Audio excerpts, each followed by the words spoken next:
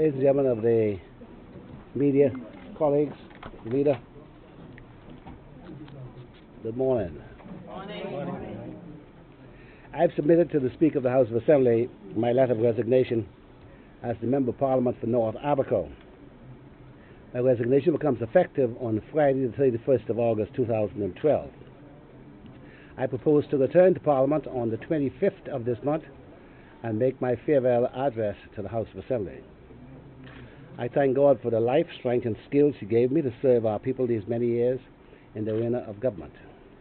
I thank once again the good people of North Aberco who have elected me to represent them as their Member of Parliament on 8 consecutive occasions. It is a privilege I will always hold dear. I was happy to be able to spend last weekend in my constituency together with my wife Dolores and my youngest daughter, and meet with many of the residents as my political relationship with them comes to an end. Of course, my home is Aberco, more specifically Cooperstown, where I was raised as a child, and where I continue to maintain a residence at the same location where I lived with my grandparents as a child.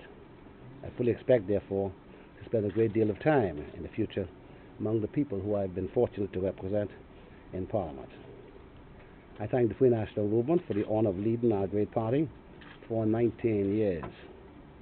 While my leadership of the party has come to an end, I remain a full and faithful member, committed to working where and when our party leadership requires for the benefit of our party, but most especially for the benefit of our people and our country.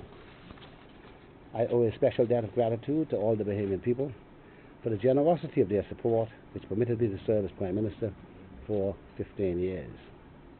Our people have always been my inspiration. Whatever I've accomplished in making the quality of life for Bahamians better over the last 35 years is the best expression of my love and appreciation for the opportunities afforded me by this country and its people. I thank my wife Dolores, my children and my entire family for their unwavering support over my entire political career. Without their agreement and support, my national service would not have been possible. It has been a singular privilege and honour to serve in the August House of Assembly of the Commonwealth of Bahamas. I will now take questions from the press. Hi, good afternoon, Prime Minister. Yes. Yes. Yes.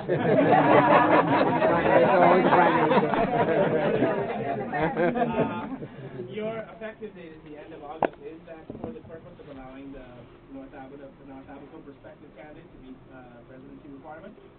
Well, there are three purposes. First of all, the leader of the party asked me to consider not resigning forthwith, and I gave the matter my most mature consideration.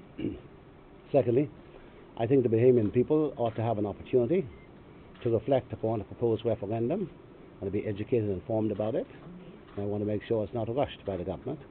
And it's been said that I have some part to play in when it's going to come. So I've now played my hand. when it might come.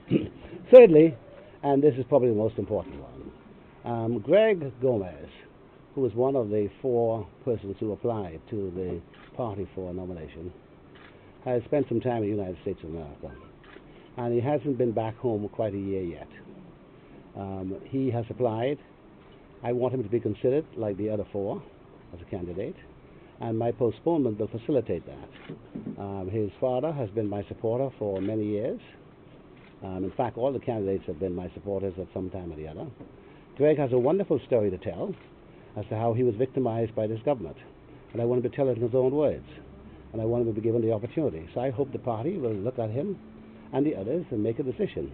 And whatever decision they make, I hope Greg will be able to tell his story on the campaign trail, whether he's the candidate or not. I understand that you were toying with the idea of staying on as Member of Parliament. Any truth to that? No, there are many lies told about me, my dear. Quite often. There's never been any time when I thought about staying on. And did you consideration Mr. Ingram? In fact, quite frankly, there's been a twist in what I said. I said on the night of election that I don't intend to take my seat in the House of Assembly. In order for me to have a seat, I have to come and swear in. So I come and swear in, and then they say, oh, he changed his mind. No, he didn't change his mind. He came to swear in to be a member of the House, and thereafter he is able to resign. Mr. Ingram, did you give consideration prior to the election that step down as member of parliament if the economic law? That question doesn't arise. There was no circumstance under which a leader, such as myself, who's been leader of a party for 19 years, can take a party into election, lose the election, and who wants to stay on.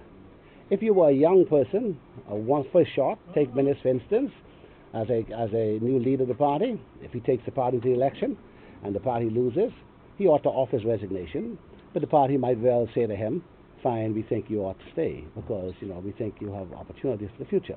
Someone like me who served for 3 terms, it's unthinkable at age 64, 65 in a couple of weeks' time that I would stay on. That's unthinkable. And why would I stay on to be a member of parliament? What is there in that for me? I've spent more than half of my life in the House of Assembly. 35 years, I'm now 64. More than half of my life. It's time for me to go. People have told me it's time for me to go, and I'm happy to go. Thank you very much.